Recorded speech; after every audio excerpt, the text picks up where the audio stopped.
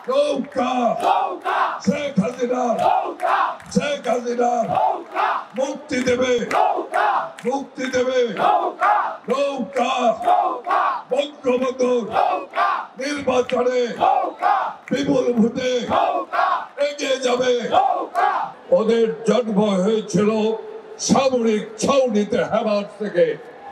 সামরিক জান্তার জেনারেল জিয়াউর রহমান রাষ্ট্রীয় ক্ষমতা দখল করে বঙ্গবন্ধু হত্যাকাণ্ডের বিচারের যে আইন খুনি মুশতাক পাস করেছিল, ইন্টিগ্রিটি অধ্যাদেশকে তিনি সংসদে আইন হিসাবে পাস করিয়ে দিয়েছিলেন।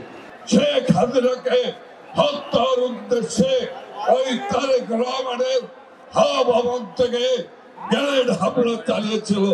সেই তারা আর তারেক রহমান লন্ডনে বসে, এখন তারেক রহমান পরিণত হয়েছে লাদেন রহমানে। লাদেন রহমান বুঝছেন? লাদেন রহমান উনি বড় বড় বক্তৃতা করে, উনি বক্তৃতা করে, উনি জনগণকে বাণী শোনান, উনি যুব সমাজকে বাণী শোনান, উনি সরকারি কর্মকর্তাদেরকে নির্দেশনা দেন। তারেক রহমান এই দেশ থেকে আপনি পালিয়ে গিয়েছিলেন, মুচলেখা দিয়ে পালিয়ে গিয়েছিলেন। আজকে সুরম্ভ প্রসাদে লন্ডনে বসবাস করেন। কোথার থেকে এলো টাকা? কোথার থেকে বান পেলেন এত টাকা? ওই জীবন যাপন করছেন সুরম্ভ প্রসাদে, কোথার থেকে এলো টাকা? তারেক রহমান এই দেশকে নৈরাজ্য সৃষ্টি করার চেষ্টা করবেন না।